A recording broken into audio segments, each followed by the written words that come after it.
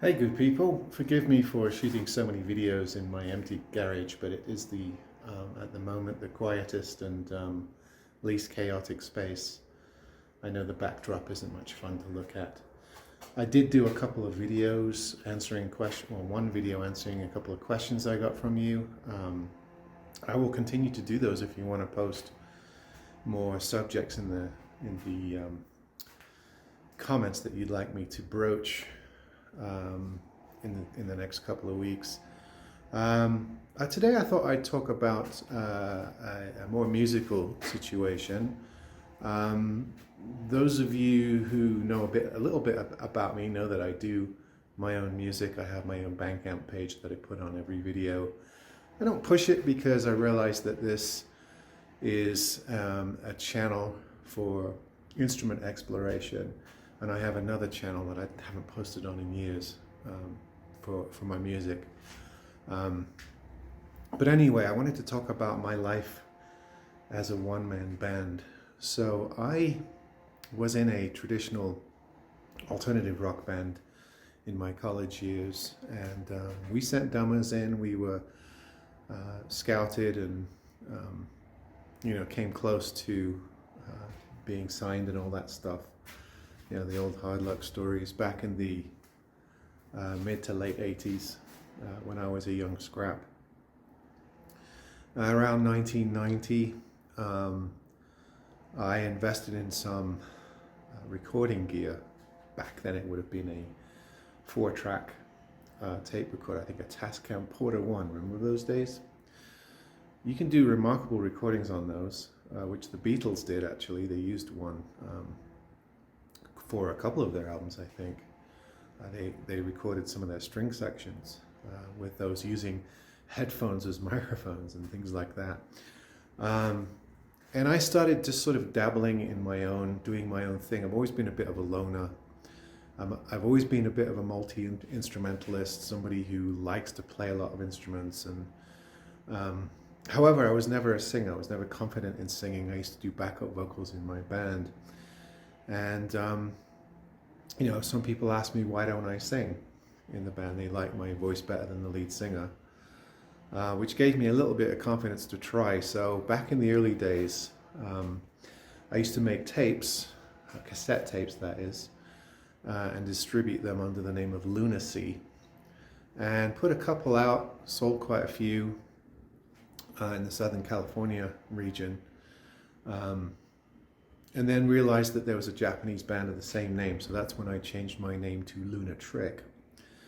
And a little bit later, I discovered digital recording, starting out with GarageBand, or GarageBand, however you say it, and then slowly getting better at doing it and moving over to Logic, which is what I've been using most recently on my Mac.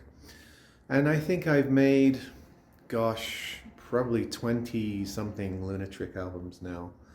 That's not including my solo stuff or collaborations with other people.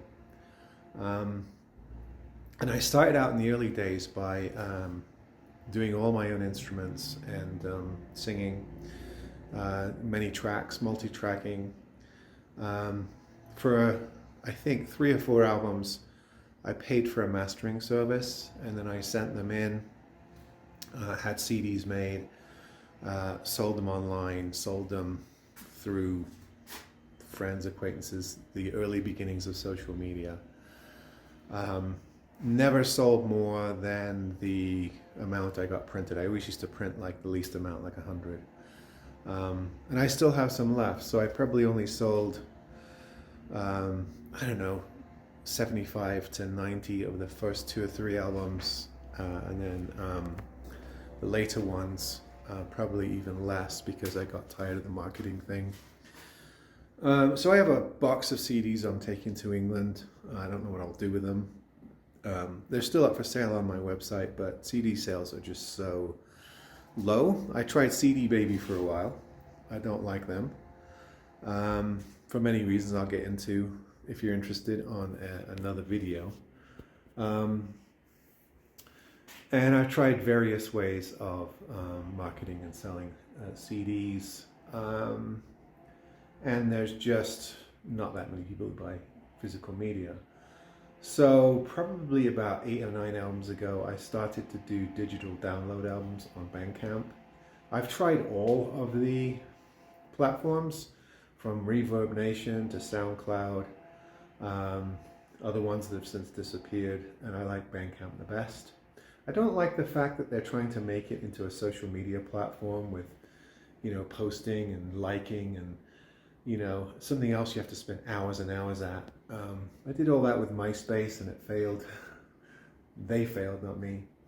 So it's really hard to get the energy up to do it again every time you switch your music over to different platform. But I do like the layout of Bandcamp. I like the way you can formulate everything into albums with album covers. You can sell downloads by the song or the album. It's the best I've found so far. And I've consequently put out a number of CDs. Format. Let's try this so I don't have to hold the camera. Literally have no furniture or anything, just boxes. So yeah, I've tried a number of things. I love recording alone. I love building up tracks and layers. My early recordings were messy, hissy, had a lot of noise because they were all tape-based, and I wasn't very good as a sound engineer.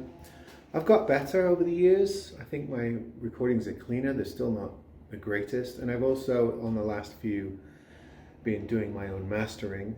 I'm trying to remember the name of the program that I use for that. It's Mac-based. I just can't think of it at the moment. But basically you can master all your CDs and make final copies, which then you upload in a good file format, usually AIFF or something equivalent to Bandcamp. I don't generally do MP3s unless I'm forced to. I usually try to upload much better bit files with a fuller digital complement, if you like. So, but yeah, my music is dark, moody. People say that I have a heavy Bowie influence. That's just not something I aim for. It's just, he is a big influence, has been all my life. Also, I was in sort of dark wave, 80s goth bands. So there's a bit of that still left. I'm a big lover of bands like Dead Can Dance, neoclassical music, sort of soundtracky type stuff, ambient type stuff, very experimental type stuff. So some of the music I've done in the one-man band is kind of alt-rock flavored, and you can hear various influences in the music, but it's still experimental. I try to do a range on each album of different kinds of tracks. Some of them more traditional guitar, drums, and others using various instruments, some quite folky or neo-folky or dark folky if you want, and some bordering on sort of classical, ambient, even world music influence. So it's been a really interesting experience, and I consider Lunatric to be my personal diary of sorts. I was a prolific recorder for many years. I used to go into my little studio and record. Often I would ad-lib and just record whatever came to mind and create pieces out of them. Other times I'd plan stuff out. I'd write songs and actually come up with parts and things like that. So I have various styles of working. My playing, I think, is much better than what I demonstrate on this channel when I'm sort of just playing on the fly with some guitar that I've set up.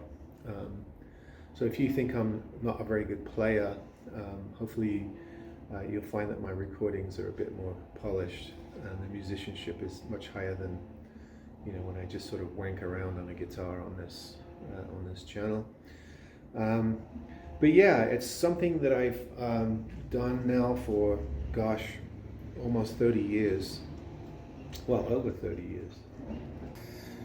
Anyway, so I got interrupted there. So I started doing one-man band stuff for a lot of the same reasons that you probably are used to, those of you who played in the band.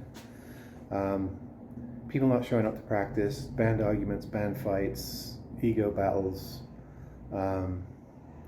not having congruence with your music, having to play too many covers. I wanted to get away from that at the time. Those kind of things. You know, people always getting drunk at gigs, playing sloppy, you name it. I think we went through, when I was in a band, we went through about 5 bassists and 5 drummers. Just, you know, couldn't keep a hold of anyone, type of thing. So it just became easier. And when I had the means to just sort of record my own music and do all the parts, that's what I did.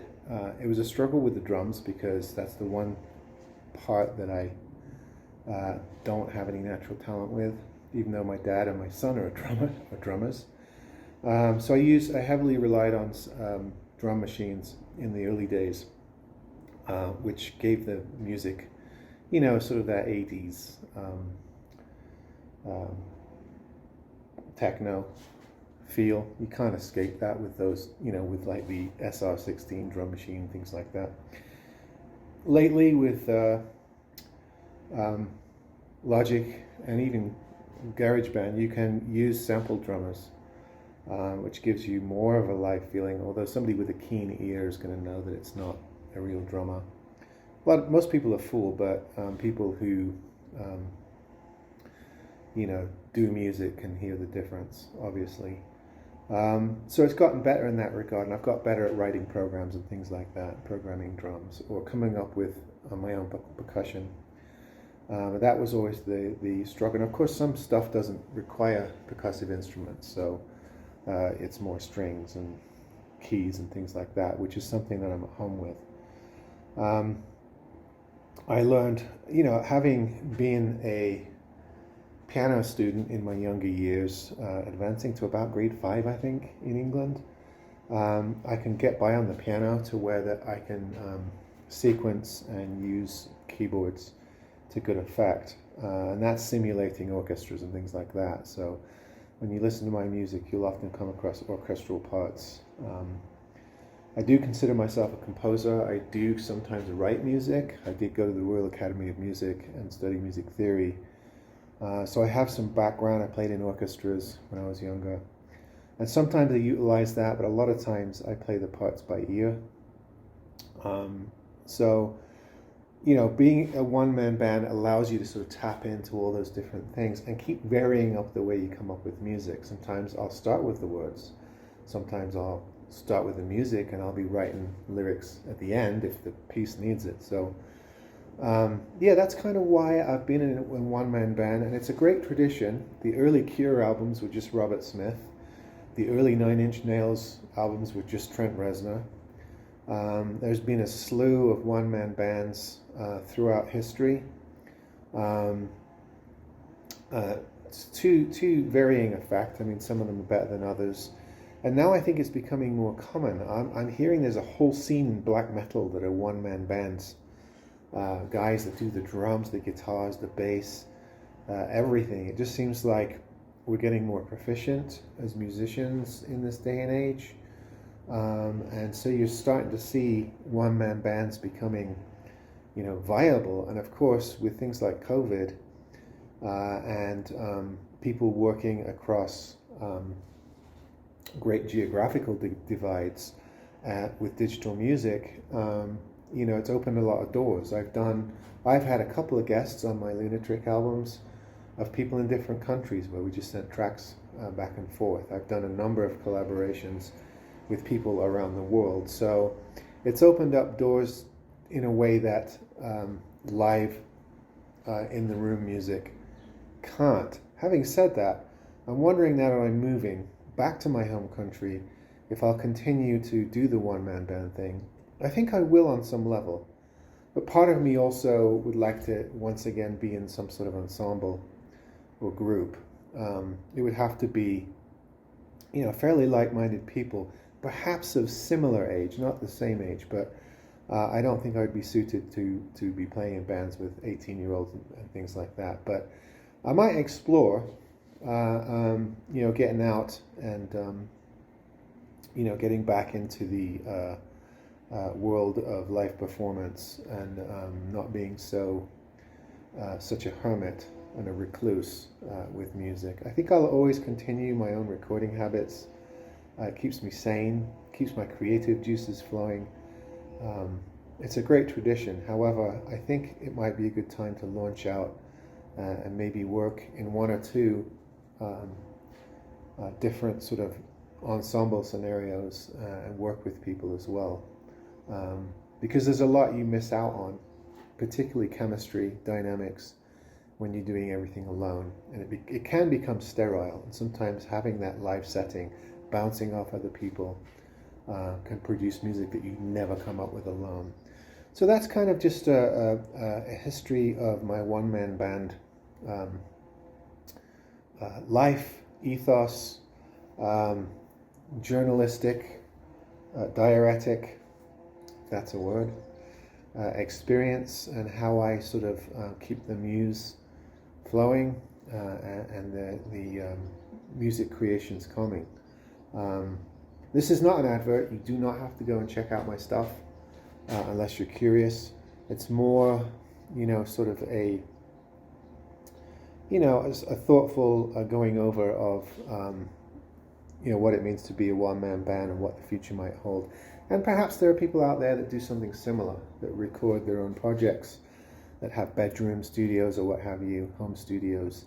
I'd like to hear your experiences as well. And if you work in an ensemble with people or a group, share that as well. I'd like to know what people are doing musically. We talk about guitar, the guitars we play. Well, what kind of music do you make with them? How do you record it? And where do you keep those recordings? All right, folks. See you next time. Give me some more topics and I will expatiate on them, if you will. Okay, see you next time.